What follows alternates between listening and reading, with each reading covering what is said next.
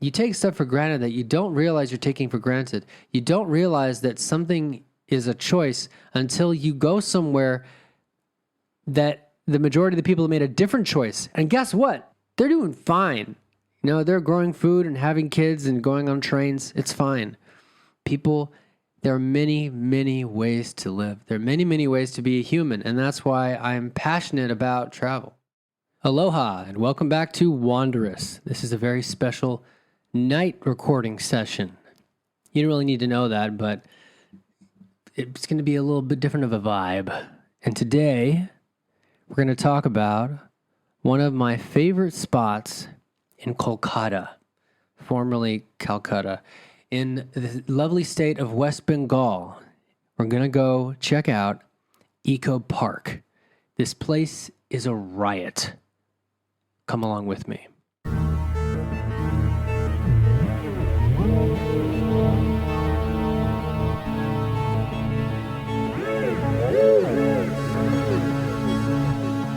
Fun, Wanderous podcast fact. Every time I say, come along with me, I think of the cartoon, the wonderful post-apocalyptic, intense cartoon, Adventure Time, because the theme song goes, come along with me. That's how it starts. And I feel like I've lived in Adventure Time a few times. I feel like I've been in that show as I've traveled around the world in different places. So today we're going to talk about Eco Park, which could be in an episode of Adventure Time. It's definitely unpredictable and really fun. And there are also a lot of cool birds. And Adventure Time has a lot of cool birds in the show as well. But these are real birds, like common sandpipers and little cormorants. It's actually literally called little cormorant. A cormorant's kind of like a duck, but not really. They hang out in the water. And it's something called a wagtail, which I hadn't heard before. But I should probably set the stage, or set the scene a little bit for you. Now, if this is your first time listening to Wanderous, welcome. I'm Andrew Crusoe, and I'll be your guide to the planet Earth. That'd actually be pretty good for like a little ad. What do you think? Just do like a little animation of me, and I could look like an Adventure Time character too. It'd be great. You know, this show is a labor of love, and one of the reasons I do this show is because of the nice comments I get, and also so I don't forget all of the things that have happened to me. I don't have the greatest memory since concussion that I got in 2019. I think I tell that. Do I tell that? No, I don't think I told that story in the show. Maybe at some point I will. So I want to remember the little details. You know, I'm a detail guy. And there are so many stories that I want to remember. And one of them is this story that I'm going to tell you today. And it's the story of Eco Park. Now, Eco Park is on the east side of Kolkata. It's by a development called Newtown, which is quite modern and clean. Probably the most modern and clean part of Kolkata that I saw in oh my gosh, I think I was there for 3 weeks, waiting for my computer to be fixed. We'll come back around to that. If you've been listening for a little while, you know that I was waiting for my MacBook to be fixed. It had unexpectedly died. Wouldn't start up at all. I don't know what happened. It didn't get wet. It didn't get dropped. I treat my technology very well, but something went wrong. So I was kind of biding my time waiting for this technician to fix my MacBook. And one of the things I did while I was biding my time, again, this is a very honest show. And if I'm biding my time somewhere, or if I'm bored about a town or a certain area, I'm going to tell you. I'm not going to BS my way through this. Like, you're going to know, I'm going to get to places where I'm going to say, skip that. Don't hang out there. We'll get to that. This is a realistic show. A realistic show, but also there's whimsy, which is a wonderful word, don't you think? And there was certainly whimsy in Eco Park. Oh my gosh. So the thing about Eco Park is very large. You know, it's like, I don't know, like a kilometer by a half. It's long. But there's a park inside of Eco Park. So Eco Park actually has many sections. And I took the bus down there, which was its own adventure. And Google Maps was mostly right.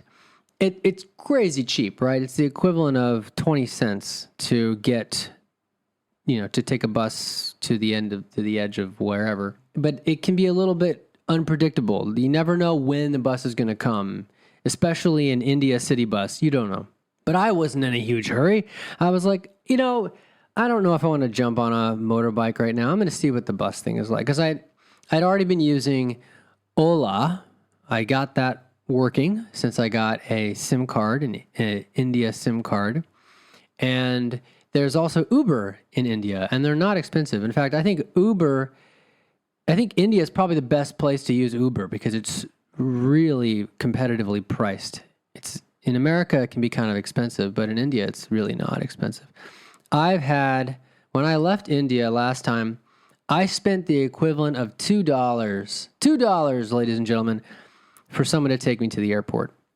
And I was not that close. I think it was like a half an hour trip, maybe 20 minutes. It's amazing how far US dollars will go in India. But I decided to take the bus on that fateful January day. Good weather, actually. And I had to walk around. The entrance is it was a little confusing at first, and I realized there was more than one entrance. And I get in, and you pay your ticket price, and the ticket is, less than $1. It's less than, at the time, 83 rupees was equivalent to $1, about 83, 82. I think it's like 84 at the time of this recording. So you pay a little fee to go into Eco Park itself, and Eco Park is cool. It's cool. They actually have an area that is a mist area because it gets really hot in Kolkata. And they have all these poles around. There's changing rooms. It's this whole fun area. There's like a playground, but there's also these basically like misting showers. There's a dozen of them and more even in this huge circular area. And you could just hang out under the mist. And it's quite nice, actually. And people just hang out and they get wet, and there's a changing room, and there's restrooms, and there's so many trees. It's kind of their equivalent of Central Park in a way.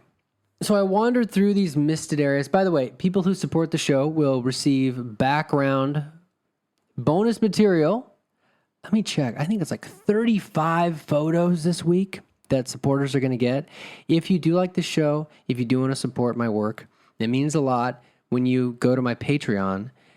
You can also follow for free, but if you support the show at $10 a month, and $10 doesn't go as far as it used to, but for $10, you get a lot of entertainment. You get over 25 hours of audiobook material, including the commentary edition of The Truth Beyond the Sky, my tropical sci-fi novel. Very special edition of that's only on Patreon. And you get dozens of photos, dozens of behind-the-scenes photos that I've remaster, and sometimes I share video, and it's great. We have little comments back and forth, and people ask questions, and it's a lovely little community that we're growing over there on Patreon, and that's Patreon, patreon.com/hello, the word hello, Crusoe, Crusoe, like Robinson Crusoe, because that's my last name because life is strange. Hello Crusoe is also my username on Instagram, TikTok, and most places, except for YouTube. My name is my username on YouTube. So you might be listening to this on YouTube. And if you are, please give me a thumbs up. It really does help the algorithm, and it helps support a little independent author podcaster like me. There have been people who have been on my Patreon for over 7 years, and it means more than I can say. I'm incredibly grateful to those people. And of course, you can just join for a month and cancel. And you in that month, you'll have the ability to download a lot of stuff and save a lot of things. And you can do that too. I don't mind. I just like to see activity over there. It makes me happy. This is Andrew oversharing about his Patreon. So this week, there are a lot of really... I think there's two things that take the spotlight. And the first thing is the mask area. There's an area full of just wild, off-the-wall, they seem like they're out of the movie Aladdin. Beautifully painted and sculpted masks, larger than human heads. Masks with big hair. Masks that look like gods and goddesses. Masks that look like guardians. tiny eyes, big mouths, Garudas, creepy masks. These masks were the mask garden. That's what it's called in Eco Park. The mask garden is just wild. It's funny. There's also a golden mermaid. I think it's a merman, actually, for some reason. I didn't find out why. So on your way to Seven Wonders, which is the park within the park, on your way to Seven Wonders, you will probably walk through the mask area. And it's fun. That part doesn't cost extra. But the park within the park, the Seven Wonders Park, will cost, I think it's like 25 rupees. It's like a quarter. So make sure you have cash. In India, you want to make sure you have cash anyway. For a lot of people, they're unbanked, dude. Now they're trying to get everybody on board with using QR codes, payment system. They've got something called phone pay. And some of them in the shops actually have, this is one of the funny things about India that just made me laugh every time, is they'll have a system that will actually talk sometimes. So you'll be in the grocery store and sometimes it'll say 2,000 rupees paid on phone pay. And you're just a person waiting in line. These are the kinds of things you might overhear. Now, this was a couple years ago. It might be a little bit different now. But at the time, it really cracked me up. But anyway, Seven Wonders is on Google Maps, and that's how I was finding my way across Eco Park. The whole time I'm inside of Eco Park. Eco Park is very large. I turn the corner, and I see a pyramid. No, I see two pyramids. No, I see two pyramids and a sphinx, and people clustered around. Now, if there had been no people around, I might have been able to fool myself into thinking that the sphinx was larger than it was, but you realize, okay, the sphinx is only like 7, 8 meters tall. It was still cool. They're smaller than actual size. The normal sphinx is huge, obviously. But the first thing you see is the first incredible wonder of the world, the Great Pyramid and the Sphinx, and the Lesser Pyramid as well. And you can go inside the Great Pyramid. It's funny though, because the inner space, you go through the little tunnel, and the inner space is about the size of a small bathroom. It's not a big structure, but it's funny, and they've put hieroglyphics, and of course there's a photo of the interior and the Sphinx that the supporters will get. But you just got to go to this. It's really funny. It was one of the most random things I came across in India. And India has a fair amount of the kind of random things. And this is probably my favorite random thing I came across. Well, there's something in Hampi that actually I liked even more. But in northern India, probably my favorite random thing to come across. Now you keep walking, and it's very obvious that there is a small version of the Taj Mahal right there. And this was kind of funny because my brother had been encouraging me to go to the Taj Mahal. He didn't realize that the Taj Mahal was like over 2,000 kilometers away from where I was. It would be a project to get there. A lot of people don't fully appreciate just how vast, how huge, how we could say ginormous India really is. I would witness that, though, on a train ride a couple weeks later that we'll get to. But, of course, I had to get a picture in front of the Taj Mahal. And, of course, a billion Indian men asked me if I could be in a photo with them. And this is something that will happen. And we'll talk about this. We'll talk about this in future episodes. Something about, and I want to speak carefully on this point, because I have great respect for India. And I have great respect for how hard they work and their history and their culture. But the downside of India, and people who have been there will surely agree with me, is that the Indian, I got to be careful how I say this because this could be taken out of context because of the internet. In my experience, the Indian men are very overly excited to get a photo with any foreigner, and it can come across as really intense. It can come across as intense. And I think this is the main reason why most of the female travelers that I meet, especially solo female travelers, they tell me they are afraid to go to India because it can have a bit of a reputation for just being, certain parts of it can feel, certain elements of it can feel very, to an outsider, it can feel aggressive. I think that that's fair. Now, I have been to some funky places, and, you kind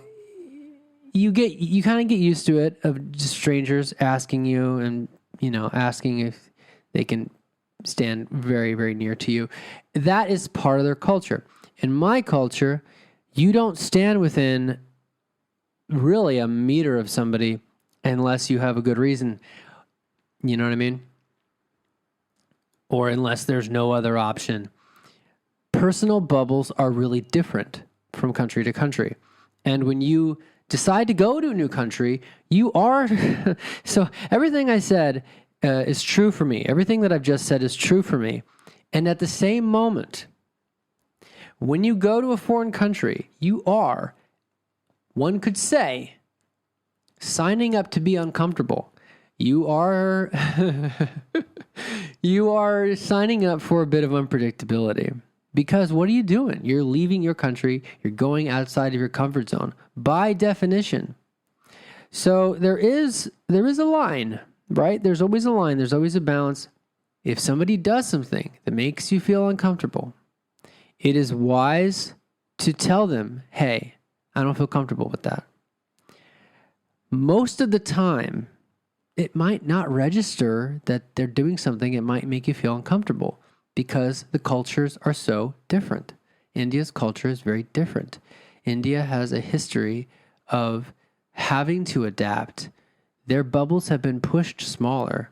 I mean, they were basically ruled by a foreign country for like 300 years. So there are reasons for everything, So it's about holding space for all of these truths, you could say. Anyway, if you have thoughts about Indian culture, constructive thoughts, you are very welcome to leave a comment on YouTube or on Spotify, or message me or reply to one of my Instagram posts. I'm very curious to hear other people's experience or just culture in general. I like having these conversations. I feel that we can learn so much. There's so much growth when we have open, honest conversations about our differences, and we don't make anyone else wrong for having, your bubble is too big or your bubble is too small. Well, there are reasons for these things. And you do learn when you travel just how much is really preference. We take stuff for granted. When you stay in your country, or at least in your continent, you take stuff for granted that you don't realize you're taking for granted. You don't realize that something is a choice until you go somewhere that the majority of the people have made a different choice. And guess what? They're doing fine. They're growing food and having kids and going on trains. It's fine. People, there are many, many ways to live. There are many, many ways to be a human. And that's why I'm passionate about travel. So yeah, I love to have conversations about this. The cool thing about this, though, is like, also the people you run into, they kind of want to help you. Like you do, especially... hate to say it, this is just true, especially if you're Caucasian, they're very excited to talk to you. And they're very happy to take a photo of you too. This was a good example of why I like having a point and shoot camera, even though when I talk about point and shoot cameras, I sound like I'm 50 years old.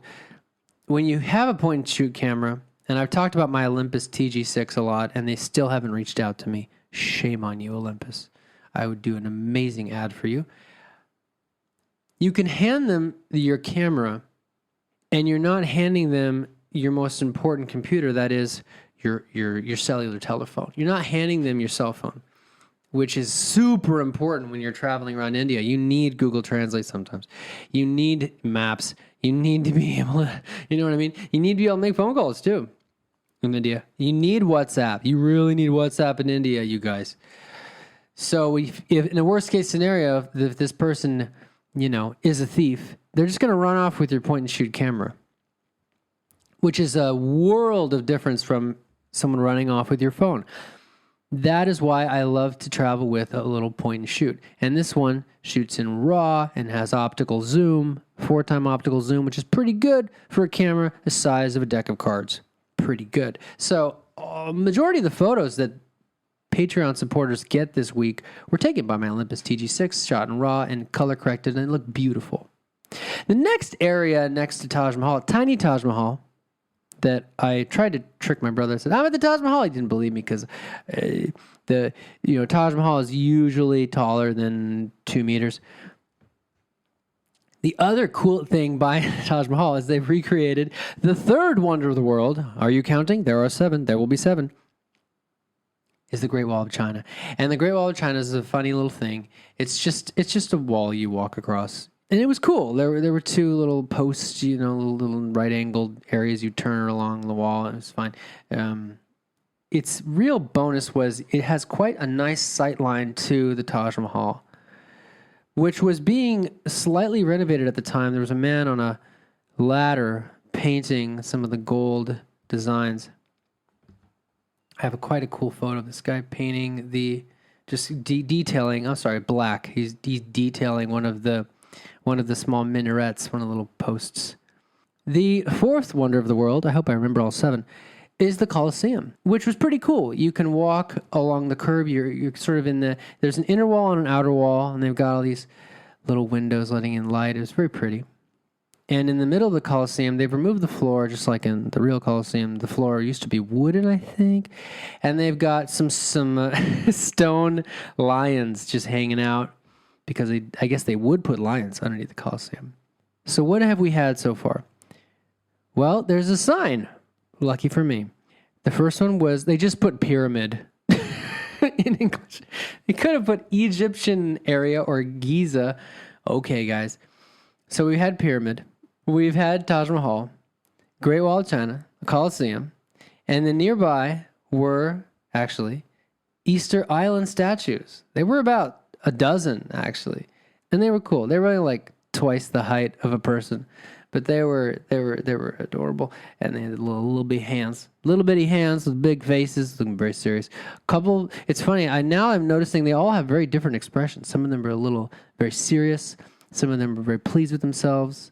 Some of them looking very focused. And behind them is Christ the Redeemer, a famous piece of work, huge statue in South America. And that's number 6. Christ the Redeemer was really delightful. I was touched by they did a good job making the Christ the Redeemer. And the 7th one is Petra, which honestly was a bit of a letdown.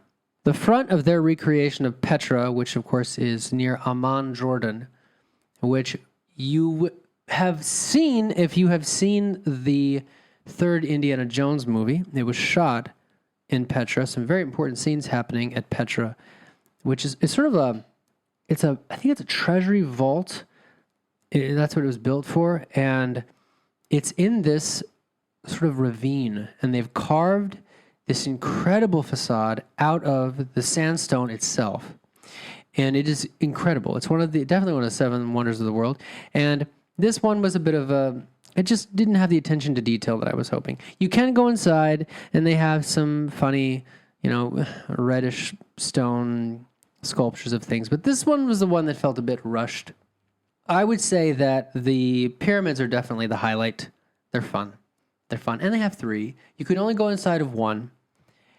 And I turned around and I noticed the sun is now quite low on the horizon. And we'll get to this, the air quality in Kolkata is not good. But one of the cool things about so much pollution in the air is that you get these cool effects in the atmosphere. You get these sunsets that are very orangey, hazy, interesting. That's a scientific term. So I just had such a lovely time in 7 Wonders. I really recommend it. It's incredibly cheap. At the time, it was less than 50 cents American. It's just incredibly cheap. And it's fun, and it's just a cool place to walk around. They have fountains. You can sit. I think you're even allowed to sit and have a picnic. There's quite a lot of space. There's so much space. It's just space. And I start making my way back because it is starting to get late, and I come across another sign, and the sign says, "Welcome to Rainforest Eco Park." And that was interesting because the first photo in this set says, "Welcome to the wetlands of Eco Park." So they're trying to, I think they planted different trees in different parts of the park. They even describe Eco Park on these signs as well. Eco Park is an urban park in Newtown, Kolkata, and the biggest park so far in India. Whoa, I didn't know that. Okay, we're finding out stuff live. It was a shame that I didn't see more of the birds featured in these posters, these signs, because there's some cool ones. There's the fulvous-breasted woodpecker. There's a chestnut-tailed starling. There's the cinereous tit, which... Well, I got an episode about bird names sometime because I still think that a lot of bird names are kind of a prank. Anyway, on the walk back, the sun was just setting over everything. It was very, very pretty. And the sun set behind the dome of the greenhouse in the distance. There's a famous greenhouse that was quite a bit of a distance. I wouldn't have reached there in time before the park closed. But there was just such an ambiance. And I should mention the amount of flowers, the amount of landscaping that they put into this park. They take a lot of pride in this park, and I do recommend it. I would give it 4 out of 5 stars just because there are parts of the park that are still a bit bare. It's sort of like there are patches that are great. I can't give it a 5 out of 5, but it's a very great afternoon, I would say. You could spend a great afternoon there. So by this time, I was pretty hungry, and I managed to find a veg restaurant. Everybody knows what veg is. They don't even say vegetarian in India. They like short words. And I know this because I have a photo of the menu. Things like cheesy mushroom pasta. Now, I'm lactose intolerant, fun fact. So I'm trying to remember what the heck I ordered there, but it was pretty good. Everything was about $2. That's one of the things that's really cool about India is you get some hot, good veg food. Steamed momos, man. Fried momos. Steamed 50 cents. Fried momos, 70 cents. Pan-fried momos, like $1.20. Momos are those like dumplings, the Tibetan version of that. There's noodle dishes. One thing you will see is something called Maggi, M-A-G-G-I. And Maggi basically means, and people will argue with me about this, but it's basically ramen noodles. I swear, it's indistinguishable from ramen to me. Now, the spices are not the same, but it's a thin instant wheat noodle. And Maggi is a brand that is so ubiquitous that it has become synonymous. It is the same as saying, I want noodles. If you say, I want Maggi, you will see Maggi all over India. So anyway, I had a cool $2 dinner, and I found myself walking along the highway behind some children. They were doing construction on the left side of the highway, and it was the most loud walk to the bus stop I've ever had in my life. That's what happens. And I got home, and I took another one of my Cefidox. What is it called? Cefadroxil. Cefadroxil is an antibiotic, which I don't like to take antibiotics, but sometimes when you're in India and you get food poisoning, and I was getting over food poisoning at this time, I told you that was going to happen. I mentioned it in the last episode. And I should be clear, I am not advocating that you take antibiotics. That was a choice that I made at the time based on recommendations from my hosts. And I was able to recover a bit faster because of that.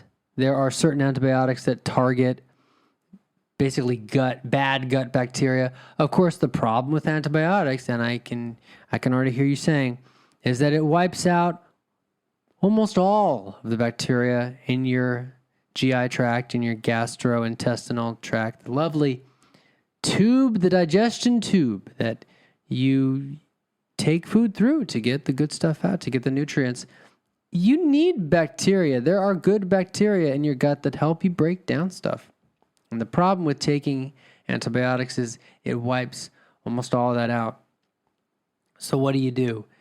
you eat healthy plant-based food. This is not a food podcast, but the research shows that, and I have receipts for this, you want to have food with fiber. That helps build up your gut biome. You want to have healthy fruits and vegetables, So it can take a few weeks to really get back to normal digestion. And eating things like, they have these wonderful like red carrots in India that they'll slice up and they'll put in the dosa. I have a very, the last photo for the supporters is I'm pretty sure this is Chola Bhatura. Chola Bhatura, I should describe because it is quite funny as a food, and then we'll wrap up. So to preface Chola Bhatura,